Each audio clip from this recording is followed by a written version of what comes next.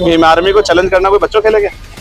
Bhim army के लोग पढ़े लिखे समझदार लोग हैं, संवैधानिक मर्यादा में सारे काम करते हैं, कानून का पालन करते हैं, संविधान को मानते हैं। भीम आर्मी के लोग बहुत शक्ति प्रदर्शन नहीं करते, जब करते हैं तो फिर फैसले बदल जाते हैं। सरकारें झुकती हैं, कोर्ट झुकते हैं, आप क्या बात कर रहे हैं? भीम आर्मी से लड़ना आसान है क्या आपको लगता है? आप जानते नहीं होंगे भीम आर्मी क्या है।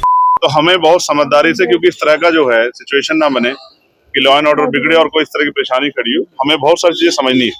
हालांकि हमारे लोगों के मन में, जो बाबा साहब अम्बेडकर में आस्था रखते हैं, उनके मन में बहुत गुस्सा है कि जब जो हाईकोर्ट के चीफ जस्टिस है उन्होंने ऑर्डर कर दिया था और वो लगनी थी, तो वहां से कई अधिवक्ताओं के इस तरह के स्टेटमेंट भी आए और ऐसा लगता है कि वो बाबा साहब अम्बेडकर के विचार के खिलाफ। तो मैं फिर आपको स्पष्ट करूंगा कि ये लड़ाई जो है अलग तरह की लड़ाई है, उसको उसी तरह कानूनी तरीके से हम लोग लड़ेंगे। और मैं आज आपसे नहीं कहता क्या होगा, लेकिन ये संघर्ष हमारा जारी रहेगा, क्योंकि हमने 11 तारीख को जो है ग्वालियर में एक बड़ी सभा बुलाई है, जिसमें हम लोगों के जो लोग वहाँ के जिनके तकलीफ है इस बात की, उनके साथ बैठकर चर्चा करेंगे और आगे लड़ाई किस तरह लड़नी है उसको भी आगे हम लोग बढ़ाने का काम करेंगे।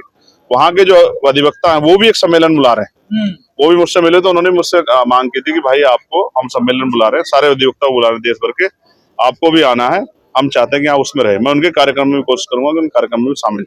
सर, यहाँ से आपने वकीलों की एकता की बात की, लेकिन दूसरी तरफ मध्य प्रदेश के वही जो बार काउंसिल के कुछ वकील हैं, वो बाबा साहेब को ही जो संविधान निर्माता है वो मानने से इनकार करते हैं। उनका एक वीडियो है, वो BN राव को कहते हैं कि वो संविधान निर्माता। देखिए, वो जो अधिवक्ता साथी हैं वो उन्होंने क्या, वो बहुत पढ़े लिखे नहीं हो सकते, उनको बहुत जानकारी नहीं हो सकती। कई बार कुछ लोग फर्जी डिग्रियां भी लेके घूमते हैं। अभी देखो, आपको पता नहीं, यहाँ हापुड़ में यहाँ अभी यहीं से कोई जो है कोई फर्जी यूनिवर्सिटी पकड़ी गई है, और मैं वो आई डोंट नो क्या नाम है उसका, लेकिन वो उस यूनिवर्सिटी से कितनी फर्जी डिग्री हो सकता है, ऐसी फर्जी डिग्री वाला कोई वकील हो, उसको क्या पता है? भारतीय संविधान के निर्माता को, पूरे देश को तो पता है। अच्छा, ये जो केंद्र की सरकार जो भारतीय जनता यही मनाती है, संविधान दिवस मनाती है, और ये संविधान दिवस जब मनाया तो बाबा साहब अम्बेडकर की उसमें कसीदे पढ़े गए, बहुत बड़ी बड़ी बातें कही कि बाबा साहब ने ये किया, बाबा साहब ने वो किया, और 2 साल 11 महीने 18 दिन सब लोग शांत बैठ गए, लेकिन बाबा साहब संघर्ष करते रहे। तो वो कोई अगर ना पढ़ा हुआ आदमी को इस तरह की बातें कहे तो क्या हमें उस पर सोचना चाहिए? देखो, बाबा साहब व्यक्ति नहीं, एक विचार, और वो किसी जाति के अंदर नहीं आते, किसी समाज के अंदर नहीं आते, और उनकी सीमाएं किसी प्रदेश और देश तक नहीं है।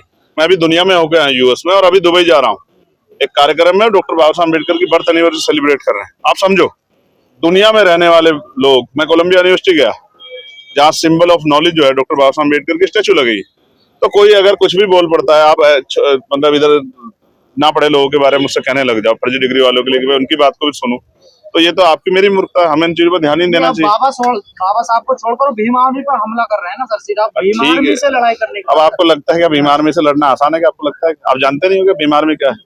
भीम आर्मी कोई व्यक्ति थोड़ा ही है, कोई चंद्रशेखर थोड़ा भीम आर्मी है। भीम आर्मी तो एक क्रांति, एक आवाज है, और जिस दिन आवाज दे दी तो पूरा ग्वालियर जो इकट्ठा हो जाएगा। आपको नहीं पता क्या भीम आर्मी क्रांति आपने दिल्ली में देखी थी?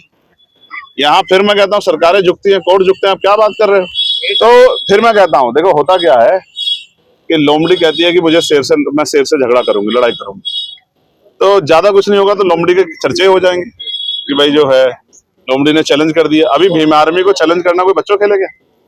भीम आर्मी के लोग पढ़े लिखे समझदार लोग हैं, संवैधानिक मर्यादा में सारे काम करते हैं, कानून का पालन करते हैं, संविधान को मानते हैं।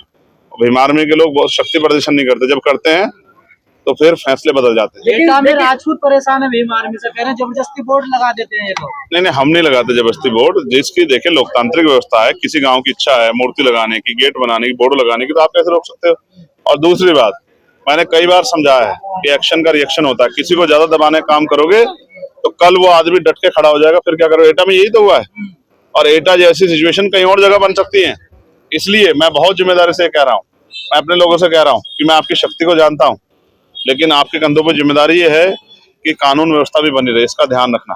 मैं अपने लोगों को समझाते कर रहा हूं, मैं औरों की तरह नहीं कि उनको बढ़ावा दे कहूँ कि जाओ और जगह भी इस तरह के कार्यक्रम करो, अगर आपको परमिशन नहीं मिल रही है तो उनके भी रोक दो। नहीं, मैं उनको कह रहा हूँ कि संवैधानिक मर्यादाओं में काम करो, जिससे किसी की भावना ठेस ना पहुंचे, लेकिन अपने हक अधिकारों का प्रयोग भी करने के लिए तैयार हो। क्या अनिल मिश्रा के इस प्रकार से उल जलूल बयान देने, आप मतलब आप कोई कार्यवाही नहीं होती उन पर? आपको क्या लग रहा है कि मैं उन पे कोई कार्यवाही नहीं होनी चाहिए? पढ़े लिखे लोगों के बारे में भी चर्चा करो, क्या बात कर रही हैं आप समझो।